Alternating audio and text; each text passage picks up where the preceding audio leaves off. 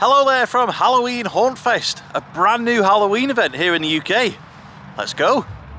How are you doing? How are you doing? I'm all good, how are you? Having fun? Would you like a blast of my flame cane? Yeah, go for it. Oh yes. Oh, look at that. Yes. Fantastic. Nicely done. Can I ask, you been looking at that old house? You haven't? No, really enough time to look at that old house. Much of the bad and macabre as they were to see that day. For them, an idyllic summer afternoon drive became a nightmare. The events of that day. I've got since active in here. This is nothing happened. I've never seen it. How are you today? Having a nice time? Yeah, fantastic. Is it that way? No. That's my room right there. You want to go down there? Down there. Nothing to worry about. Have a nice time. Really? I think he went in the house. Will you help me look for him? Yeah, we'll look for him. We'll have a look. It's so good. It's so good. It's so good company. I was it's like you have to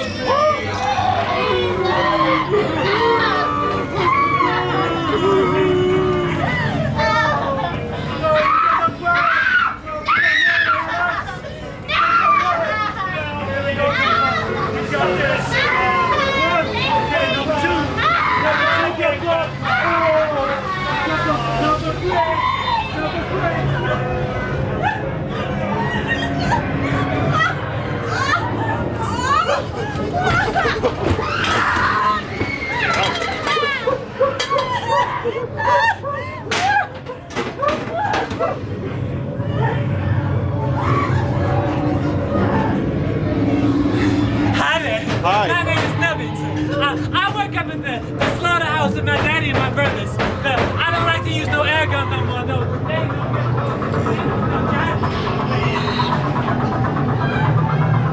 This way? Who are you? Oh, hello. Why did you leave my dinner? Why? I don't know. Why? You know who's gonna come and get all of you?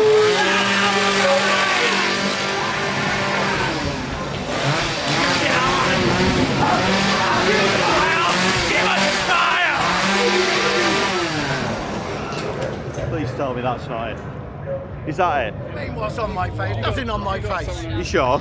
Yes. Go! Move it! Go! Faster!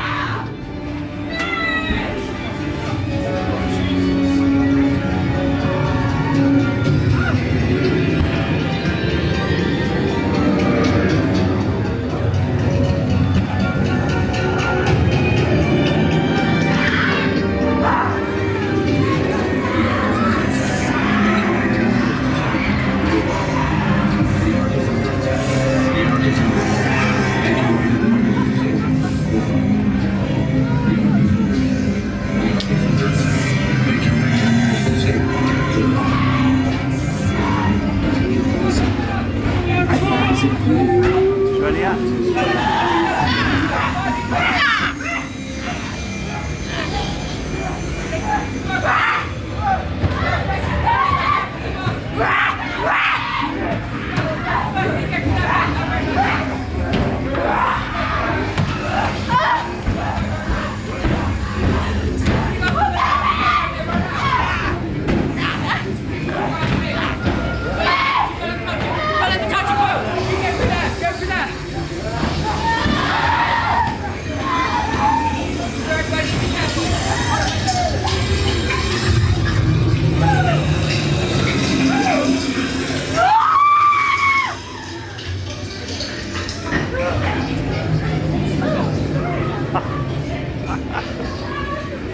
Oh, dearie me.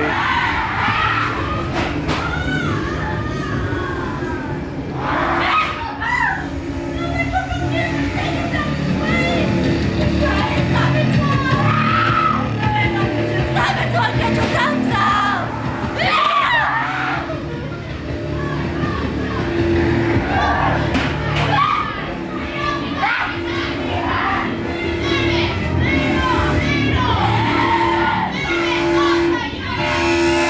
Is that it? Okay, Halloween Hauntfest. I've been stewing about this for about 12 hours if to do a review or not. When we left last night, I did not do an outro. I'll get into why, I'll get into my thoughts on this event, and I have, like I say, I have stewed on this for the best part of 12, maybe longer hours now. Do I, don't I put something out about this event? And quite frankly, everything I'm going to say needs to be said, because it was just a night like nothing I have ever experienced in a scare event before, and unfortunately, I don't mean that in a good way. So let's take it back to the start. Originally, the preview and press event was due to start at 4:30 p.m. I'm not sure precisely what time the scare mazes were due to open, but the event was due to start at 4:30 p.m. We were told to be there for 4:30 p.m. and if we wanted to film in mazes, we needed to be there for 5 o'clock for a briefing about filming in mazes. Fast forward to the night before the event, and everybody receives an email with a different time. The event is now going to be starting from 5:30 p.m, so we recommend that you turn up at 6 p.m. It feels like the reason the time was pushed back is because the event was simply not ready, and that was pretty much the case from the minute we got there. It just felt totally unorganised. So we get to the entrance of the event. It's a very cheap looking archway, Halloween Haunt Fest. Okay, here we are.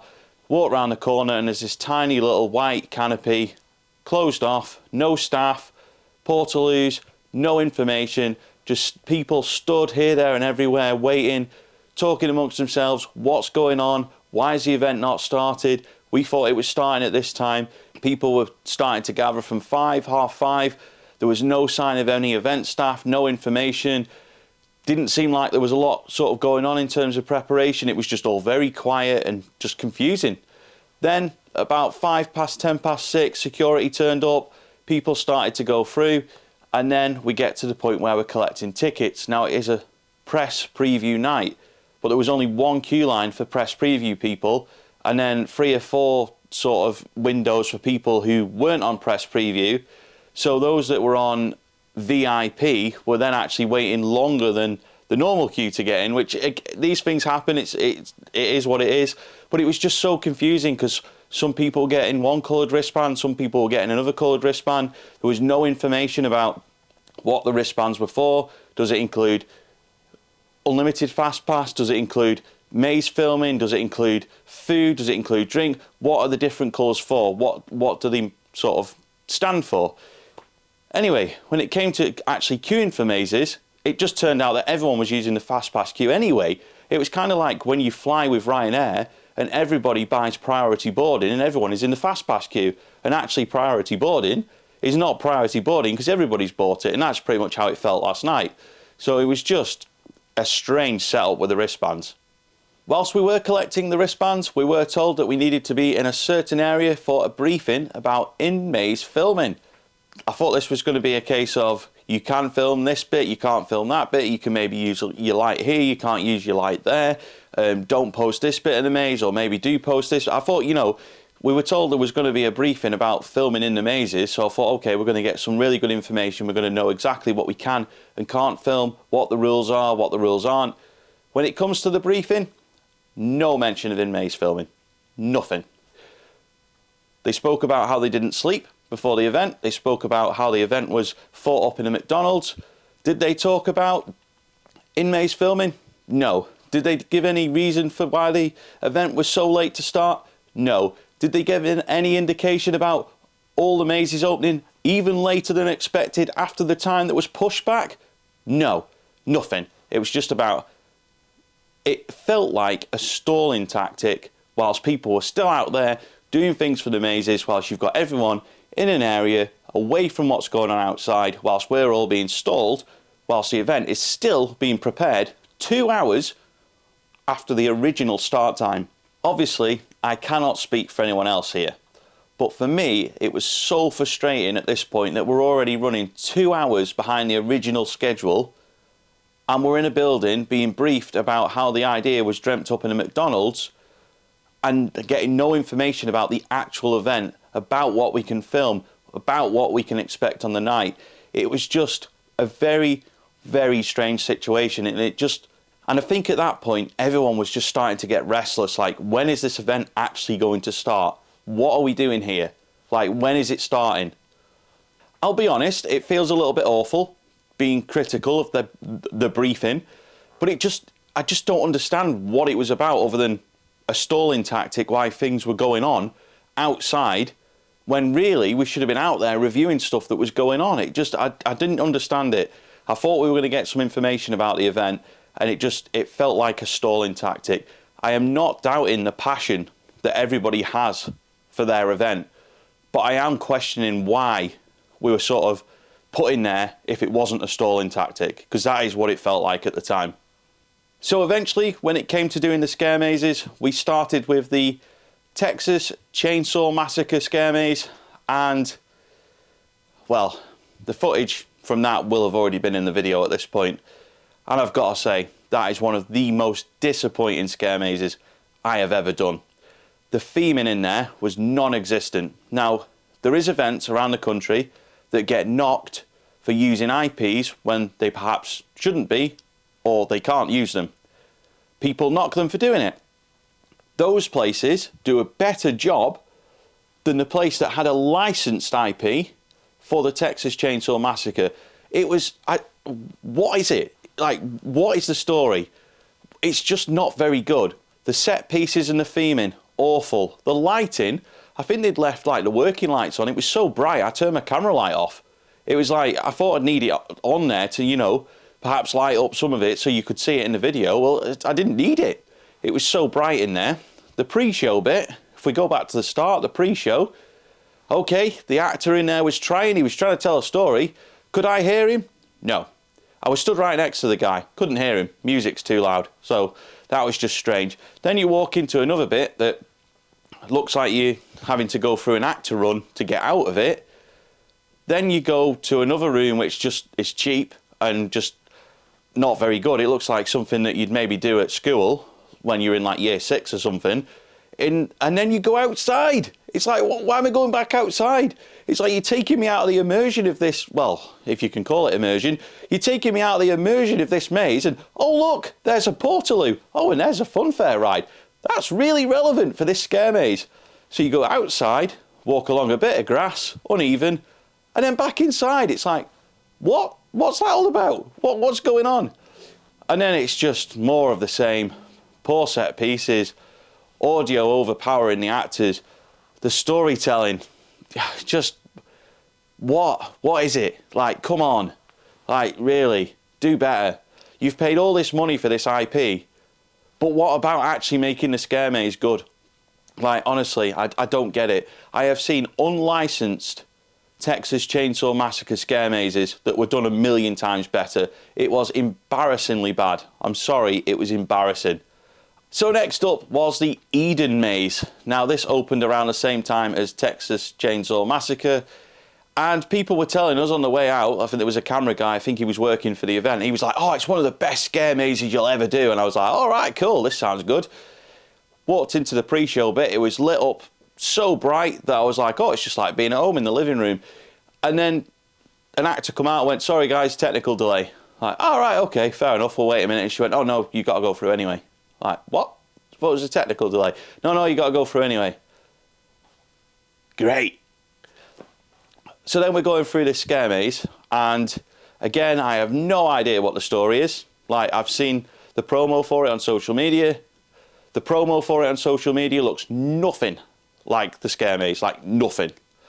Again, inside, it felt cheap, it felt rushed, it felt unfinished. No storytelling.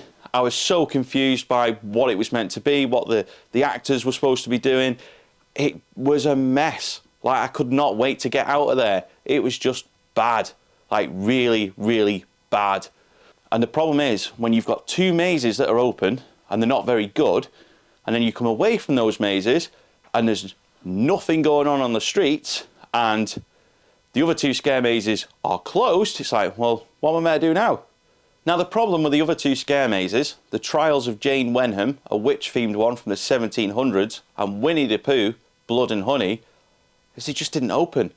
And we waited, and we waited, and we waited some more, and waited some more again, and they just didn't open. And there was no communication, no information, and no indication that these mazes were actually going to open at any time soon. We asked many times about the witch-themed one because we were really looking forward to that one. And the host was like, oh, they're refurbing it. Like, what do you mean they're refurbing it? It's not even been open yet. Oh yeah, they're refurbing it. They're still working on it. It's like, at this point, it had gone 7 o'clock and we're thinking, this event should have started at 4:30. It's now 7 o'clock and you're saying that you're still basically constructing one of the scare mazes at 7 o'clock on your press night when it was supposed to open at 4:30. It's like, right, okay, that's fine. We'll move on, we'll go and do Winnie the Pooh. When we were walking over to the Winnie the Pooh maze, we saw one of the event organisers and I was very honest. I said it wasn't going very well, I wasn't very happy. And he was like, don't worry, Winnie the Pooh maze is going to open in a minute. Fantastic, we'll go and wait for it then. So we stood at the entrance for it. Nothing. No staff, no information. But what they were doing is constructing the exit ramp. That was interesting, given, again, that the event started, or should have started, many hours before. Just wasn't ready. They were still doing the exit walkway. So I have to question, was that event, or was this event, and were these scare mazes signed off for us to be going through them if they were still working on them on press night and opening late because they're still constructing the walkways and going in there with ladders and stuff and building and fixing, and it's like, come on, it's press night. Unbelievable, like unbelievable. How can you still be constructing a scare maze on your press night, which started late anyway because you weren't ready? And then it's just, you're not giving people truthful information. It's like, oh yeah, we're going to open it. Great. We stood there for an hour while they were messing about, going in and out with construction tools and all sorts of stuff. And it's like, where is the honesty? Why is no one coming and saying, look, this is not going to open, guys, or this is going to open in an hour's time, rather than having everybody stood there waiting for the best part of an hour only to find out that it was going to open about another 30 minutes later. And it's like, you are taking the pee at this point. It's like, where is the communication? Why are people just being left here with nothing to do in this event that is apparently the most anticipated event in the UK? What? Like, you're not even ready. How can anyone anticipate this event if you're not ready yourselves? It's just, I'm sorry, the way that this whole thing was handled was disrespectful. It was disrespectful to everyone that was there. It should have been cancelled. It was so amateur how it was dealt with. Everything was underprepared. The whole thing, from the arrival, going into the briefing, the scare mazes, the whole thing was amateur. And I am so disappointed that they didn't just go, look, we've made a mistake. We're not ready. We're going to have to delay this by a week or even 3 or 4 days and just delay it. And if you're honest with people and say, we're not ready, the mazes are not ready, we're not ready, the actors are not ready, the event is not ready, can we have a few more days? Everyone goes, you know what? Okay, that's fine. But instead, you just expected everyone to turn up, be like, oh yeah, most anticipated event in the country. Nah, people are anticipating the reviews of this because they're expecting it to be the next Willy Wonka experience, but Halloween edition. I am so disappointed, and it feels like an insult. And I know this is not going to be taken like very well, but I'm sorry, I'm just angry with how it went. It was an insult to the scare industry. Like, I have never in like the last 10 or 15 years of doing events like this seen anything like this. It was underprepared, unprofessional, and quite frankly, I will never go to this event again, because no amount of good reviews now will convince me that it's any better than what we experienced on the press night. We decided to leave the event at roughly 8:30 p.m. purely because there were still 2 scare mazes closed. There was next to nothing going on the walkways. Yes, there is a fairground. If I want to go to a fairground at this time of the year, I'll go to Goose Fair. Like, okay, it looked cool. The lighting on it was amazing. We were there to review scare mazes. We were promised the most anticipated event in the UK for Halloween. And what we got was an absolute shambles. And I am sorry to say it, but it was a shambles. And I think that everybody that attended deserves an apology for how last night went. There was a lot of people there last night who were there for free, who were invited to attend, hashtag ad, hashtag hosted, whatever. I'm sorry, if you went for free and you were saying that that was a good event because you want a free ticket, when this event actually improves or comes back or is in a different form, then your standards are in the gutter, because last night was a shambles, and I will not be told otherwise. There's one last thing I want to talk about in this video, and I feel that this is really important, and that is honesty is the best policy. Now, I fully understand that the people who have organised this event and invested in it and work at the event might be thinking, Scott, you are an arsehole for saying what you have said on camera. And you can have that opinion, that is fine. My job is to review things honestly and fairly, and I always think about the people who are watching the videos when I'm reviewing a product, and I will always review it fairly, whether I have had it for free or whether I have paid for it. In this instance, we were gifted the tickets.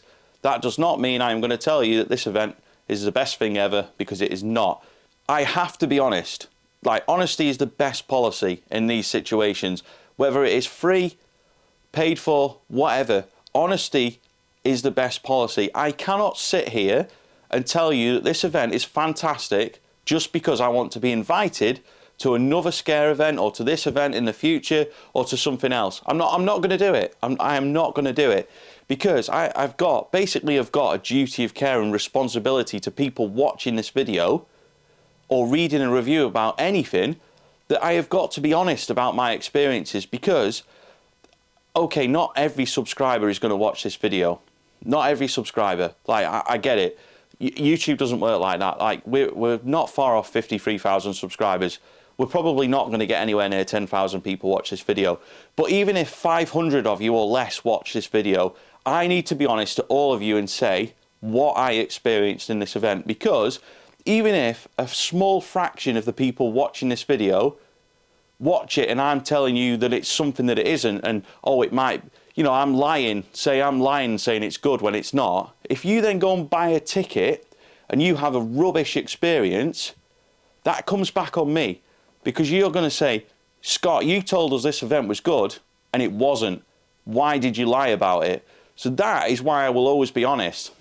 And that is why I am saying to any other vlogger who went to Halloween Hauntfest last night and said to me in person that you were having a rubbish night, but have then gone online and said, actually, it's got potential, and oh, it's all right, and you know, we've got to give it a chance.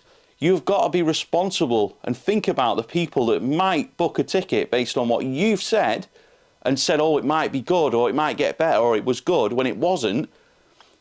You're setting people up to have a bad night. There is a lot of Halloween events out there who pour passion into their events. They might not have the IPs, they might not have the biggest budgets, they might not have the best actors, but they throw everything at it and they make sure that you will have a good night and you will get good value.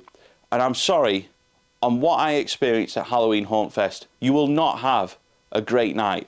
And based on that, I cannot recommend this event. I'm sorry to say it, but I cannot recommend this event right now. I really hope it gets better. I really hope, for the sake of all the people that work there, that it gets better. I hope for the sake of the people that have paid for it, it gets better. But right now, I cannot recommend it, and that is where I'm going to end this video. So if you have enjoyed this video, please do hit the like button. It's a little thumbs up below. If you have not enjoyed it and you think I've not been fair, please hit the thumbs down button. Please comment, please subscribe. Many thanks for watching, and I will see you next time, hopefully.